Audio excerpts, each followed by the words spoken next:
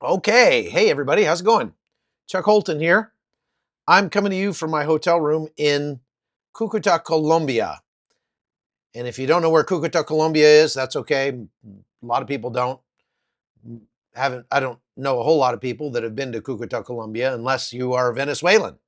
Because if you're Venezuelan, then you probably came through Cucuta, Colombia on your way to the United States, if you are in the United States, because there are, I would say, probably the majority of Venezuelans who are in the US made their way from Venezuela through Cucuta, Colombia, across the Darien Gap into Panama and up to the United States.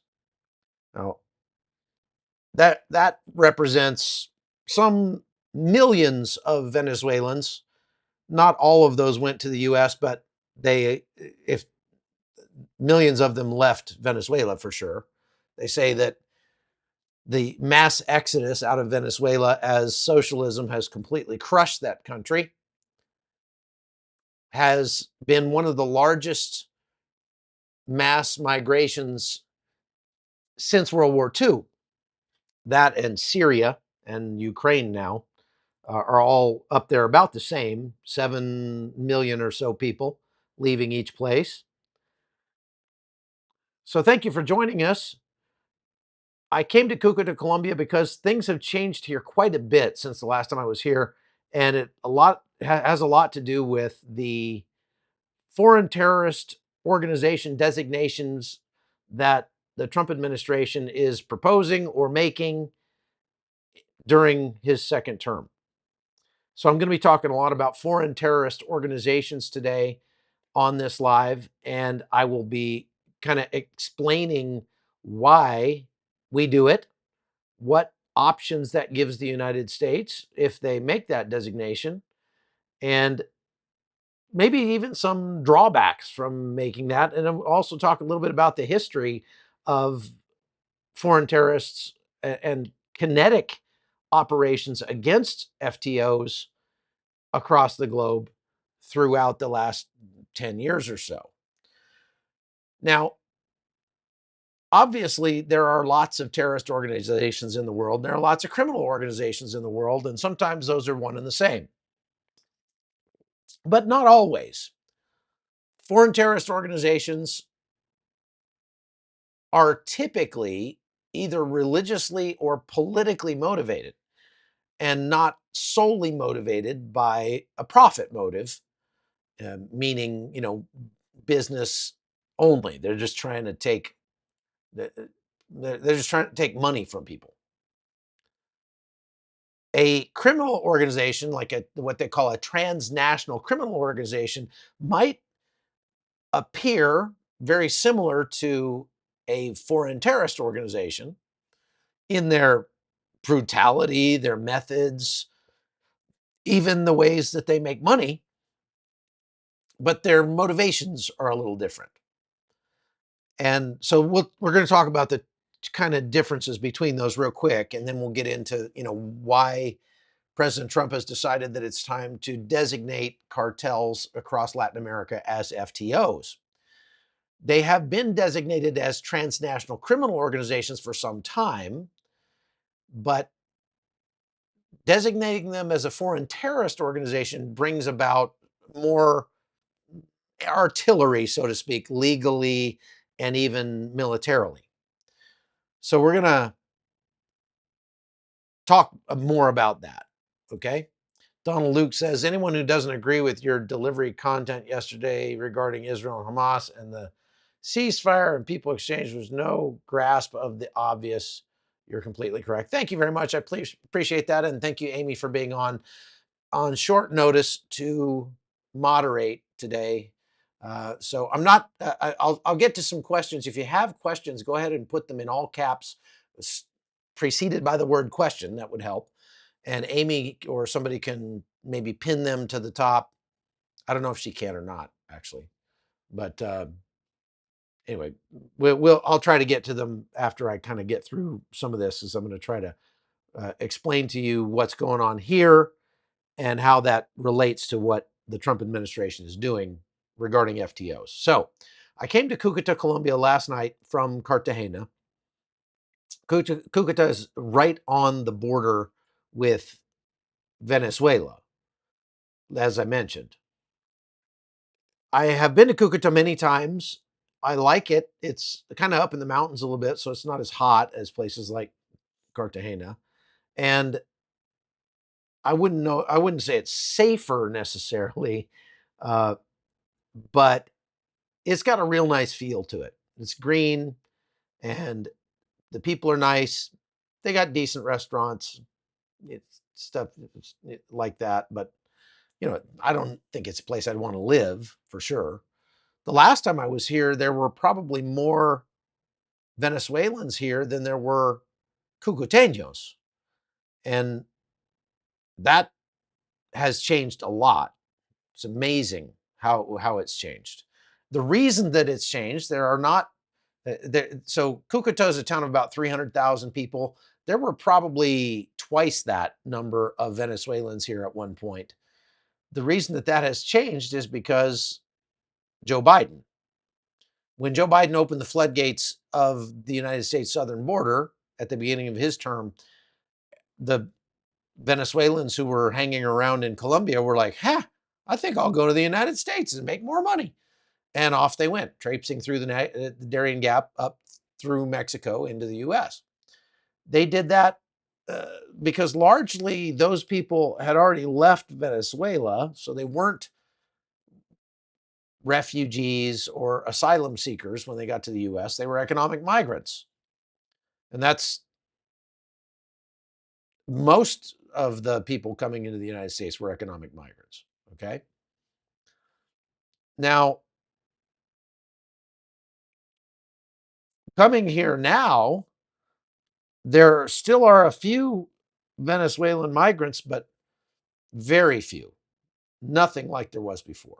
It's really astounding, actually. But there's a whole new group of people that are here as refugees, but they're not refugees from another country. They're refugees from within Colombia. So that makes them IDPs, internally displaced persons. These IDPs are coming here from the surrounding areas, the mountainous areas all around Cucuta, because they are being driven out of their homes by the violence. There's been a real spike in violence recently. Now, we met a bunch of those IDPs today. They're all congregating around the stadium here in Cucuta. And we got to talk to a whole lot of them and just ask them, like, why are you leaving your home? So what they're telling us is that, well, there's just a lot of fighting and killing going on right now in our home areas around a place they call Catatumbo, which is about, I don't know, it's not that far actually north of here, but traveling in Colombia on the ground, by ground, not by air, has a lot of friction. It's just very, very difficult. The roads are bad and it's dangerous. There's checkpoints and all sorts of things. So it's not that far, but it still takes about 7 hours in a bus to get from Catatumbo to Cucuta. And so in those regions, there are two main groups that are fighting each other, and that's the ELN, which is that Spanish acronym for the National Liberation Front, Ejercito uh, de Liberación Nacional, ELN, National Liberation Front, or the FARC, and that's the Fuerzas Armadas, oh gosh, Republicanas de Colombia or something like that. Anyway, that both of these are essentially communist organizations, socialist or communist organizations that want to make Colombia into a communist state. So it's kind of crazy because they're splitting communist hairs here in Colombia now. The president of Colombia, the new president here is Gustavo Petro. He's very left wing, socialist to the bone. And so he actually is very close in terms of his politics to Nicolas Maduro, who's a communist socialist president in Venezuela. But yet, even those guys are not communist enough for the ELN or the FARC. So the ELN and the FARC are mostly criminal organizations who dabble in politics. The FARC is probably more on the political, spectrum. They actually have become a legit political party in Colombia at some point. As a matter of fact, what is this? Let's hang on a second. They are the FARC became a political entity, or tried real hard anyway to become such, years ago. And the Biden administration, I mean, they were on the terrorist watch list. They were an FTO since like 1997. But then in 2021, Joe Biden removed them from the FTO list. And it doesn't make a lot of sense because they're still engaged in lots of criminal activity. That's their main source of funding.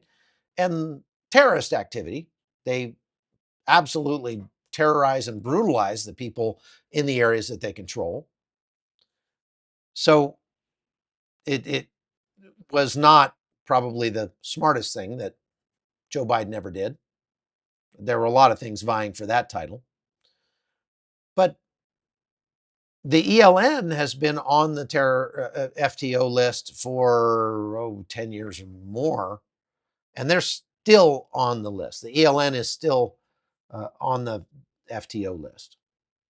Now, the Trump administration just added 8 more cartels across Latin America to the FTO list. They are MS-13, which is in El Salvador. That they're founded in El Salvador, but they're transnational. Tren de la Aragua, which we've heard a lot about lately, from Venezuela, also transnational. And the rest of them are Mexican organizations, Los Zetas and things like that. Nueva Generacion and different cartels in Mexico. The FARC and the not FARC, the ELN and the Shining Path in Peru, Sendero Luminoso, make up the last 2 FTOs in the Western Hemisphere. There are about 77 or something, organizations on the FTO list around the world. Most of them are Muslim extremist organizations. But in Latin America, they are cartels. So what does putting them on the FTO list do for America? This is kind of an important point because, why are we doing this? We've been obviously aggressively pursuing these cartels and the drug trade in general in the Western Hemisphere for decades, many, many years. So whether or not the ELN or the FARC are on the FTO list, they've already been targeted by the United States many times. These cartels have had their leaders arrested and extradited and sent to the United States many times by the U.S. So why make them FTOs at this point? Well, so there's some reasons for doing that. So the benefits to this are that it gives the United States a different kind of legal authority to disrupt these terrorist activities that they engage in. So what we're saying is, they are, yes, they're a criminal organization. That's their main focus. However, they use terrorist means to accomplish that. This is what we're seeing here in Cucuta, Colombia. Today, I went to we actually went into Venezuela. Don't tell my wife. We did cross into Venezuela just for a moment because the bridge is wide open. Cars are now going back and forth between Venezuela and Colombia since Gustavo Petro, the president here, and Maduro are good buddies now. So they've opened those bridges and you can just drive back and forth. You didn't used to be able to do that. Every time I've been here before, that bridge was pedestrian only and it was tightly controlled by both parties, both countries. Now it's wide open. We could have easily just walked right into Venezuela. We might not have come back, but we could easily crossed into the country. And we did cross just barely across the line in the middle of the bridge, just so that we could say we did it. But one time when I tried that, they did try to kidnap me. So we were careful this time. I have a couple of bodyguards with me this time. But the what we saw when we went out there is that in the last couple of days, just in the last 48 hours, between where I'm sitting and the Venezuelan border, there have been a number of bombs that have gone off that have been set by the ELN. One of them went off in a police station. They say it was a car bomb. I think maybe it wasn't actually a car bomb. I walked through the rubble of the police station, and it appears to me that the bomb went off inside the police station, not outside it, just by the pattern of debris. And I've seen a lot of bombs, debris in my time, so I can kind of read it. And looking at that, it looked to me like there was a bomb that was placed inside the police station that blew it up. And it was a very, very small police station, kind of more like I don't know, like almost like a guard station, the size of a small house. But it was completely flattened. If you didn't know there had been a building there, you'd go like, why did somebody spread rubble out in that middle of that yard over there? It's just rubble at this point. They completely flattened it, not one stone left upon another. There was a piece of metal shelf driven into a tree so deep that I couldn't move it. I mean, couldn't even, wiggle it. It was amazing. And apparently that went off in the middle of the night sometime. So there wasn't actually anybody at the police station, which is good. So there were no casualties from that. Then a few hours after that, the ELN detonated a car bomb in a toll booth on the road between the border and Cucuta. That toll booth is now in just ruins, and the remnants of the car bomb are kind of pushed off to the side of the road. And so I will put up videos of those later on today on chuckholton.com. So if you go over to chuckholton.com, I can share photos and videos of the stuff that we've been seeing, this stuff I'm describing to you. So the ELN claimed responsibility for both of those. In the case of the bombing at the toll booth, they actually warned the toll operators and they ran away before they detonated it. So that was nice of them, I guess. But there have been more than 100 people killed in the last month in the fighting here between all these organizations. It's fighting over territory between the FARC and the ELN, because this is one of the most prolific coca growing areas in Colombia. And so that they want the taxes, they call it the vacuna, vaccination, uh, that come from the coca growing in this area, and they're fighting over that. The Colombian military is getting involved now in fighting against them as they're fighting against each other up in the Catatumbo region. And all that fighting makes it kind of hard to get to work and the kids to go to school and all that. So they are closing the schools, and 100,000 people have left that area. Many of them have come to Cucuta, and they don't know when they're going to get to come home. But because of the bombs going off in Cucuta now, they've closed the schools here as well.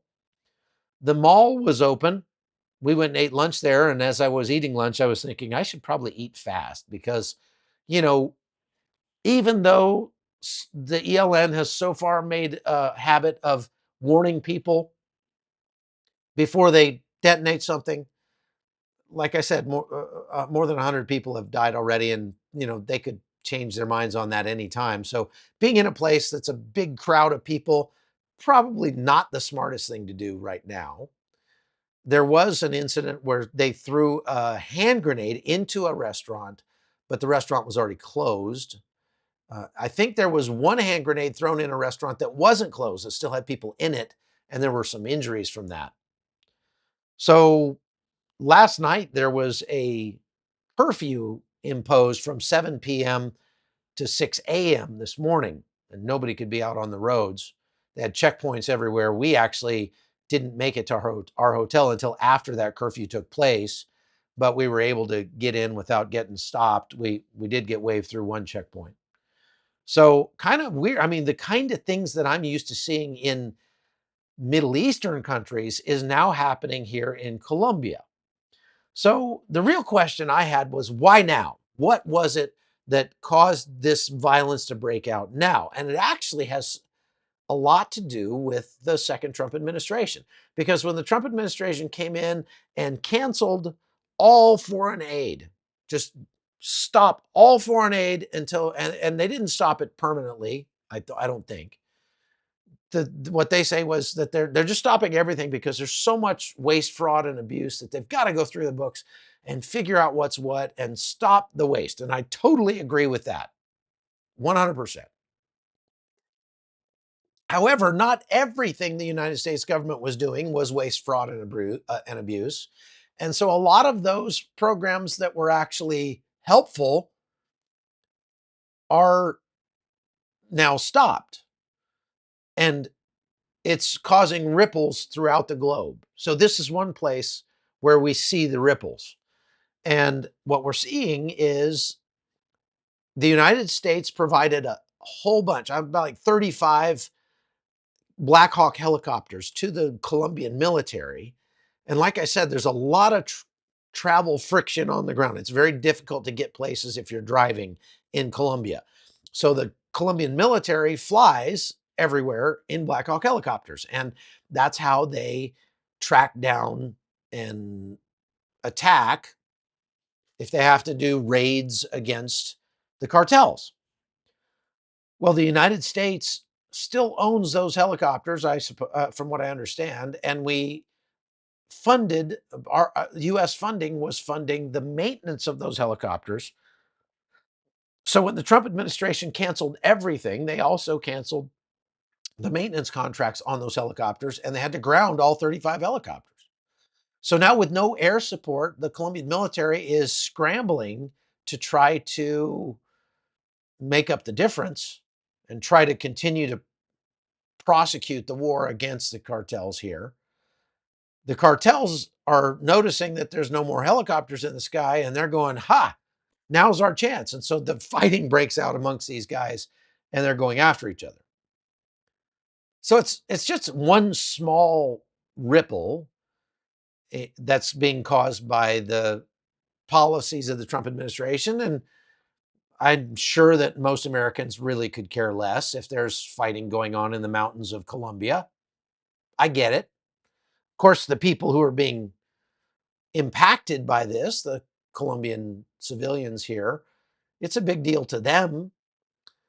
And I just have to say, we went to this stadium today, and they this morning had 1,000 new uh, IDPs show up there who had fled the fighting, looking for food and clothing and support because they basically had to flee with the clothes on their back. An unbelievable number of women and children. Like, they just need television up there or something, because they need social media or something, because these people, they have a lot of babies. It's actually wonderful to see. I'm joking that they need television. I don't. Every baby is a gift from God, without no ifs, ands, or buts. No matter the situation they're born into, no matter how much money they have, no matter whether or not they might suffer, every child is a miracle and a gift from God, and I love them all. But a lot of these women are suffering because there's a tremendous number of single moms we saw toting their kids along. That's a whole nother cultural issue we could talk about, but suffice it to say that at the stadium there were interesting collage, an interesting collaboration of aid organizations that are helping these IDPs. There was the Colombian Cruz Roja, Red Cross. There was World Vision, which is not exactly a ministry, but it's a NGO that helps people in desperate circumstances. The government of the municipality of Cucuta, under the mayor here, the UN has people here from the UN High Commission for Refugees, UNHCR. You see them around the world, wherever there are people, there are disasters and stuff, people hurting. And I know people bristle when they hear about the UN. I'm no fan of the UN myself, and I think that they're a giant bureaucracy that was created to do things that really churches and small ministries and NGOs ought to be doing.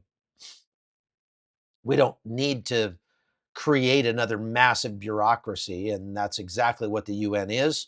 Massive bureaucracies come with massive overhead, and that dramatically reduces the amount of resources that can get to the people on the ground who need it. However, they were here helping today. The World Food Program was here.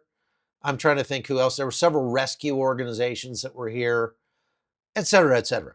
One organization that was conspicuously absent was USAID. USAID was not here. And actually, that's a good thing. It's a good thing because USAID, uh, as it was originally intended, was supposed to be a instrument of soft power. That is, having an influence on world opinion about the United States and world events in favor of of U.S. interests without employing our military. We need an organization like that. However, USAID had gotten turned into this grand social experiment by the uh, progressive administrations in the past, the Obama and Biden administrations. And so it was really more about pushing progressive social policy on countries around the world that didn't want it than it was about exercising soft power in benefit of the United States. So we do need to fix that. And so I was glad to see that the USAID isn't there. And really, it's my opinion that this is the perfect example of the kind of thing that ought to be taken care of by churches, local and national and international.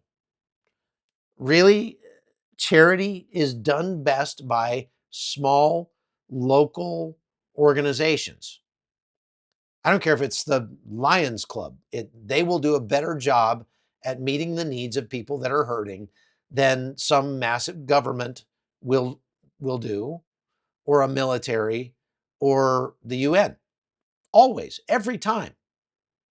So we ought to do what we can, perhaps, to encourage more people to be generous and give to churches and NGOs that can help people. But the government wants more control than that. They don't want to give people the choice of supporting uh, the disaster relief in places that they care about. The government wants to be able to direct that money, because when they direct the money, it gives them more power. Okay, so let's go back to these foreign terrorist organization designations. One of the benefits of that is it helps international cooperation and diplomatic leverage, so we can pressure foreign governments to take action against these organizations and provide a basis for sanctions and counterterrorism measures that we get Panama or Colombia or Ecuador, whatever, to coordinate their military police response with the United States, and we provide them with some resources like signals intelligence. We fly our planes down there and suck up the SIGINT and then send it to them. The United States does that in Panama a lot, and has been for a long time.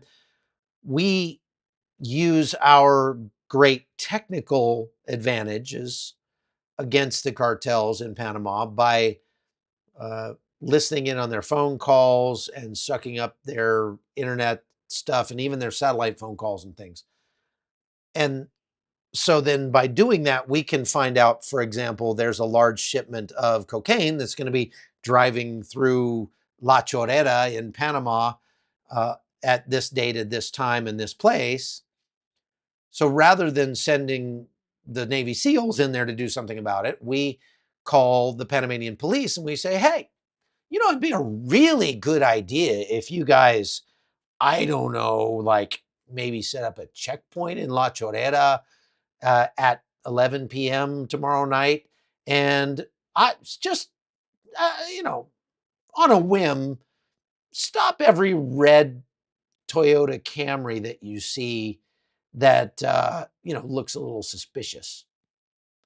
And sure enough, they stop a red Toyota Camry and the thing's full of Coke. And they go, and then, the Panamanian government gets to put them on TV and crow and show their police and see our police are doing such a great job. We're killing it here. We're taking out the cartels. And the U.S. just fades into the background, doesn't say a thing. So we just layup after layup. We just hand them these narcos on a platter and then let them come in and take the credit for taking them out. And that's fine. We don't want the credit. We just want them to be taken out. So that's one of the things that we can do by designating these guys as FTOs is we can work more closely with the host countries to get them to do things about it. We also can take action against anybody in the United States who is assisting or facilitating these FTOs. This, if you think about it, does not bode well for many of the trafficking organizations, the NGOs that were, you know, assisting or facilitating the movement of migrants north into the United States, like Sin Fronteras, for example, is Without Borders, is a NGO that would give shelter and food and medical assistance and advice to the migrants as they were making their way through Mexico. That advice would tell them where they could go to get through the border without getting caught, or how they could present their case to the Border Patrol agents that might catch them in order to make an asylum claim and get allowed into the United States. Because if you just show up and go, I want more money, which is exactly what they want, the Border Patrol is going to go, no, turn around, go back to Mexico. You can't come in. But under the Biden administration, if they showed up and they said, oh, I was beaten by a policeman in my home country on the northeast corner of the Central Park in my town, and then that qualifies as persecution by the government of your country. Oh, well, now you get that's a preliminary okay that allows you into the United States so that you can stay here for the next 3 years waiting for your asylum claim to be adjudicated. And since organizations like Sin Fronteras were literally coaching people to say that exact thing, the Border Patrol agents were hearing the exact same story. I was beaten in the northeast corner of the Central Park of my town, from tens of thousands of migrants coming across the border every day. It obviously was kind of a scam. Well, designating these cartels that were working hand in glove with Sin Fronteras to move these people north now allows the US government to go after the bank accounts and the leadership of Sin Fronteras, I'm just using them as an example, and actually prosecute those guys and put them in jail. So that's super helpful. And, we've done this for different organizations at different times all around the world. There are some things that would actually make it more difficult.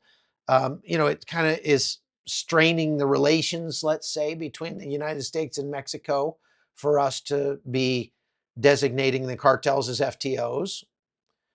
The president of Mexico she's really got her panties in a wad about this. She's really upset because I mean, I don't know. Why would it upset you for the United States to say Mexico, you've got a big problem with criminal organizations, so we're going to help you deal with that. And she's going, we do not have a big problem with criminal organizations, and we can handle it. Well, you haven't been handling it. I think more likely is that she is literally a puppet of the cartels and is being paid by the cartels. Her bank account is probably, on receiving regular infusions of cash from the cartels in order to look the other way so that they can continue to do their business. So it's going to be personally costly for her if we start taking these guys out. Now, the first thing everybody thinks about when you talk about designating these cartels as FTOs is that we're going to start dropping bombs on them or sending the special forces into Mexico to do raids on cartel safe houses or something. And that's not out of the realm of possibility, but it's not the first thing that is on the menu.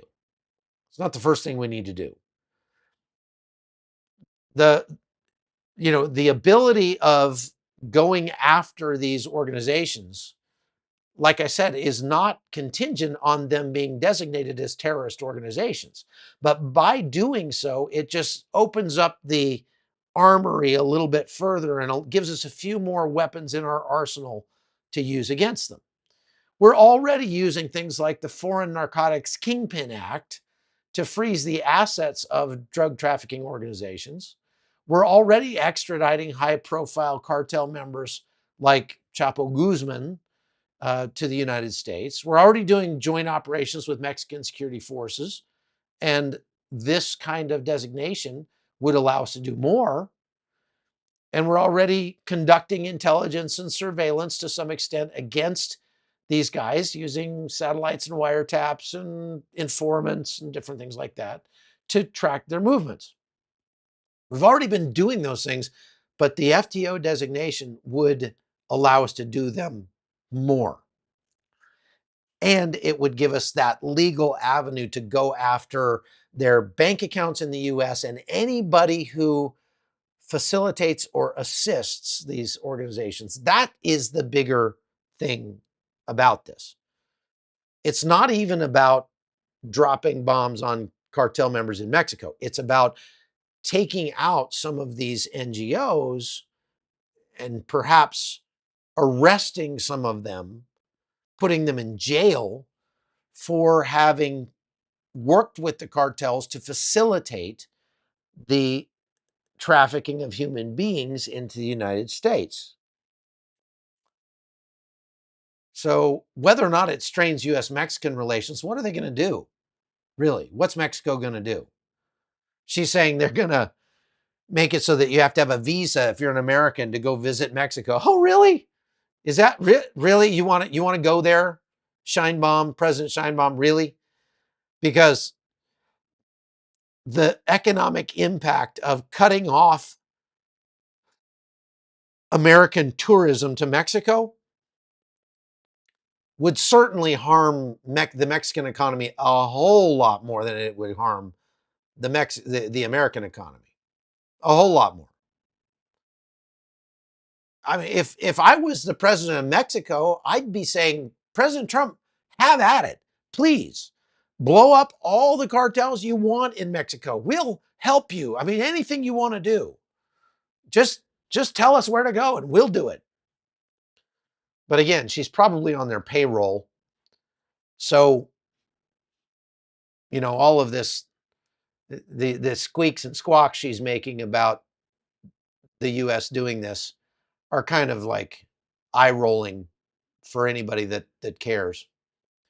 She keeps saying that the United States, the U.S. is responsible for all these cartels because they're the ones that are giving them the weapons. Everybody's getting their weapons from the U.S. This is the same tired refrain that was used by AMLO and previous Mexican presidents, that the cartel problem is not really Mexico's fault. It's all the United States' fault because it's easy to get guns in the United States. So it's the Second Amendment. It's that dastardly Second Amendment in the U.S. that is responsible for all the cartel violence in Mexico. And as I pointed out, the other day on my live. That is completely untrue, because the vast majority of the weapons that are found at crime scenes where the cartels were present have been legally sold to the Mexican military and transferred legally to them, and then the Mexican military lost or sold them to the cartels. So no, the vast majority of them are not being straw purchased in the United States and then driven across the border into Mexico. That's not how the weapons are getting there. That is a absolute straw man argument. And I hope that Kash Patel can very vociferously make that argument, not just to the American people, but to the Mexican people, and just put that argument to bed, because it's ridiculous. Now let's go through some of the times, some of the events in recent history where the United States has actually used kinetic means against foreign organizations, whether transnational criminal organizations or cartels or FTOs, FTOs, terrorist organizations, so that you can get a sense for the kinds of operations the United States might be considering against Mexico. Number one, the one that I was involved in, was Operation Nimrod Dancer, they called it, in Panama in 1989, which was Operation Just Cause later, then resulted in the capture of Manuel Noriega. Manuel Noriega was the declared but unelected president of Panama, and a dictator, no question, who had been on the payroll of the CIA. He was a CIA asset, but then became a major trafficker for the Medellin cartel, facilitating cocaine shipments into the United States. So we went down there and kicked in the door to Panama and liberated the Panamanians from that dictator, and gave them an opportunity to form a new constitution and have uh, free and fair elections. And that resulted in the modern country that Panama is today. By so doing, virtually none of the illegal migrants that have come to the United States in the last 5 or 10 years were from Panama. The Panamanians just don't go to the United States. They don't need to. Panama is a first world country. It's not a second world country. It's not a third world country. It's a first world country. And the infrastructure, the power, even the currency is the US dollar. It all is from the United States. So that is all thanks to a kinetic operation performed by the United States in Panama in 1989. Number two, the hunt for Pablo Escobar. You might have seen a documentary about that. That was from 1993. That was a joint U.S. Colombian task force. We gave the Colombians the credit for it, but there was United States signals intelligence. There was Delta Force involved, the DEA, the CIA was involved, and they assisted the Colombian military in hunting and tracking Escobar until they could corner him, and then he was shot as he was trying to escape off a rooftop. Some people say it was Delta Force that actually shot him. We gave the Colombians the credit. Let's leave it at that. In 2016, Operation Black Swan, we took out Chapo Guzman from the Sinaloa cartel in Mexico. It was U.S. intelligence assistance given to the Mexican Special Forces. And then the Mexican Special Forces raided this guy's compound and arrested him. And then he was extradited later to the United States, and he's now in U.S. custody. Now, many of you probably have not heard about this one. This one happened just over a year ago in 2023. There was a guy named Ivan Mordisco here in Colombia who was flat taken out by a drone strike where was that? Look at my notes here. It was precision drone strike in a jungle area fairly near where I'm sitting, actually, I believe. And he and some of his top lieutenants were eliminated in that drone strike. And that was, he was the leader of a FARC dissident group. They were engaged in cocaine trafficking, armed insurgency, human kidnapping, and all sorts of stuff.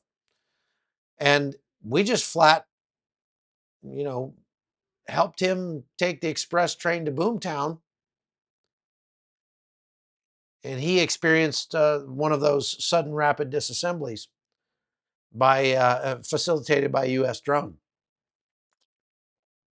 So we have done these things and are still doing them, and it's not out of the realm of possibility that we'll see more drone strikes like that happening in Mexico. Now, I have to say the one that was done in 2023 here in Colombia was done with the full knowledge and consent of the Colombian government.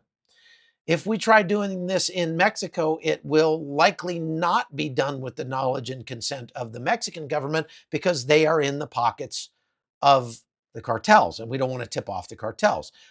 If that happens, we are making kinetic assaults on foreign soil in a sovereign country that is technically an act of war against Mexico. And so I would say that somewhat reduces the chances we're going to just go blasting into Mexico or send the special forces in there on the ground.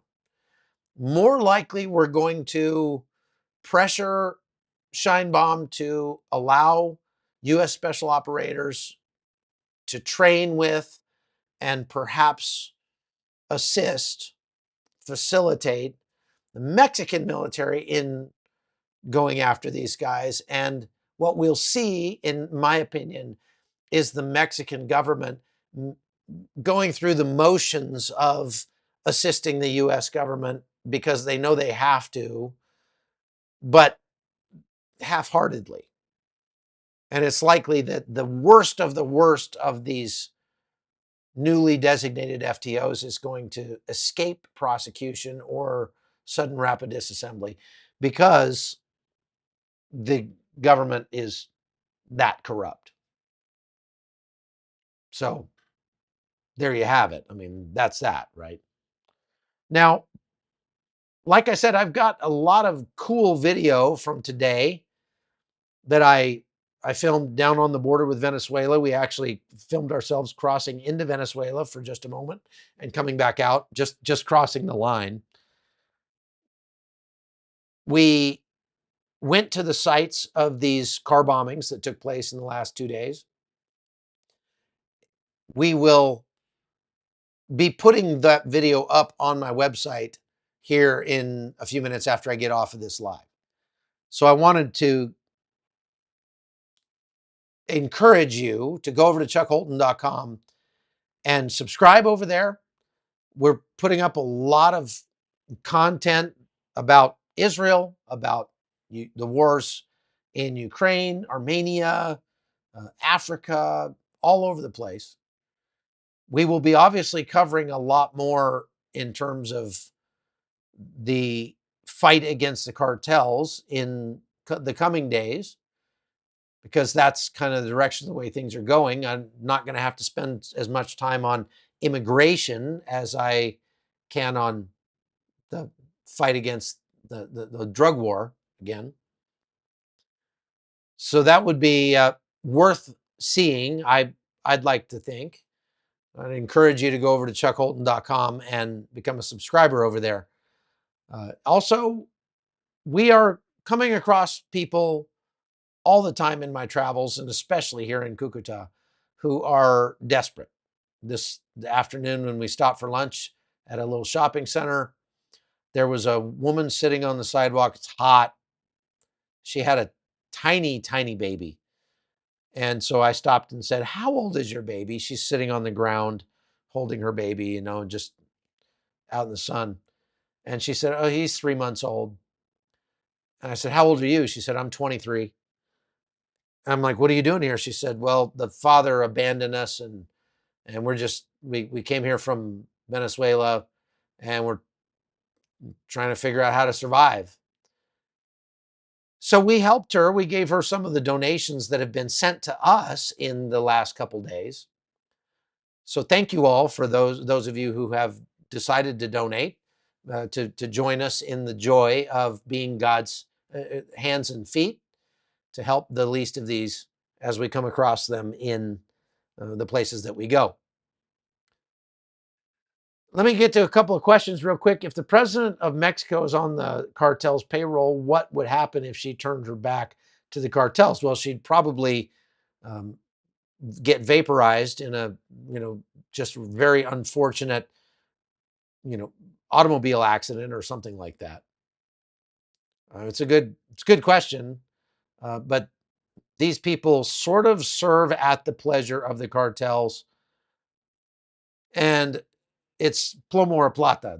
That's what they say down here. Plomo is lead, plata is silver. So it's bullets or money. Take your pick. Take whichever one you want. Uh, let's see here.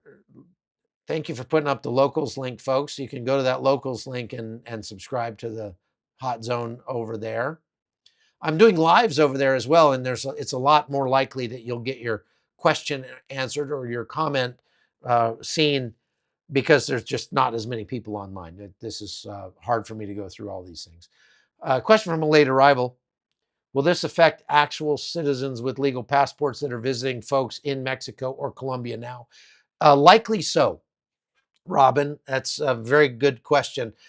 Colombian citizens who, even if they have a visa to the United States now, are going to have a much harder time getting into the US. Mexican citizens might also, especially if Scheinbaum goes forward with this plan to charge American citizens for a visa fee to get into Mexico. There's a very, very good chance that it's going to make it quid pro quo, tit for tat. It'll cost Mexicans and Colombians more. It'll make it more difficult for them to come to the United States, and it'll make more difficult for American citizens to come down here. We didn't have any trouble getting into Colombia as tourists, but it very well could cause a problem. It just depends. I interviewed a guy named Juan Galan last night as soon as we got here to Colombia. He's the son of a guy who was running for president in 1984, and on the campaign trail he was, espousing a much stronger stance against the cartels and everything, and he was gunned down at a campaign event by cartel hitmen from Pablo Escobar's Medellin cartel. There's video of that on YouTube, actually, if you want to see it. It's we went and watched it last night. It's insane. And his oldest son is now running. He's a politician that is in charge of the new liberal party in Colombia. So you might go, oh, liberals. Well, because the president of Colombia is so far to the left, the liberals in Colombia are now the conservatives. That's how that works. So these guys in the States would be considered Democrats, but here in Colombia, they're considered like the far right wing, because they are for a stronger military, stronger police forces, cracking down on crime, things like that. What he told me when I interviewed him was that the president of Colombia, when he came into power, got the idea in his head that all these terrorists really need is just jobs and just need to be understood. And so he decided to just be friends. All we need is hugs. We'll just give hugs to these guys and they'll quit their criminal ways. Well, that didn't work out so well. And so he's getting a lot of criticism from this guy, especially Galan. Okay, we already got that one. Let's see if there's any questions I can answer real quick. Wrong topic, but I hear this morning praying and waiting on the Lord. Meanwhile, keep praying all of those. Okay. Some people have been asking, thank you, MM. Good to see you. Mic is on. This is so corrupt. We, the people, are the only ones that can take back our streets, towns, cities, and country. Lock and load. Well, good luck with that, Sean. I mean, you should be locked and loaded, sure. But I mean, what are you going to do? Like, go take out the cartels yourself? I'm not sure exactly what you mean by that. If you mean, be ready to protect yourself and not depend on the government, I'm 100% in agreement. So Daniel says, so Colombia is exactly the same as it was in the 80s. Nah, not exactly, but kinda.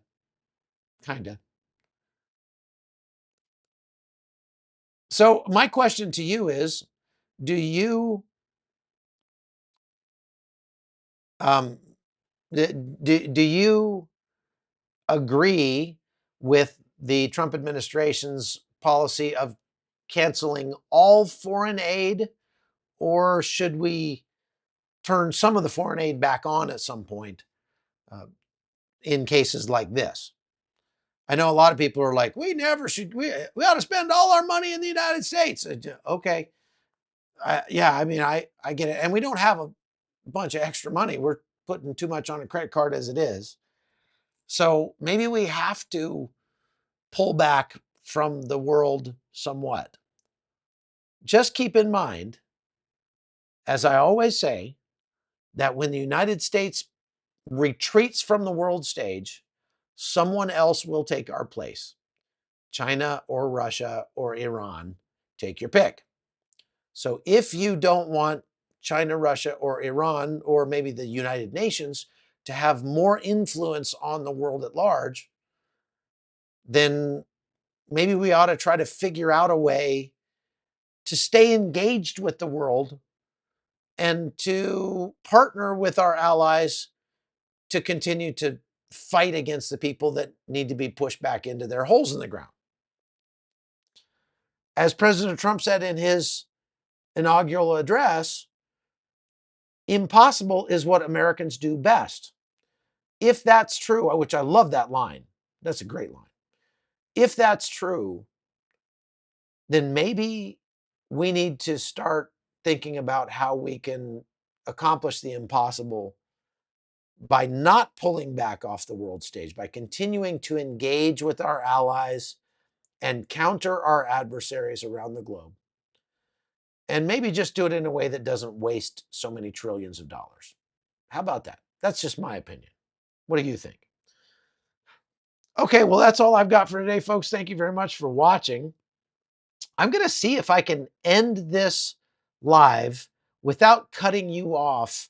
For some reason, every time I hit end, because there's like a 30-second delay, so you're hearing me like 30 seconds after I'm actually speaking these words, it cuts it off immediately. And so you lose the last 30 seconds of the live, and I'm not sure how to fix that. So I'm going to try to stop it a different way today. And maybe you'll be able to hear actually the end of the live. Okay, so here goes. God bless you. We're ending the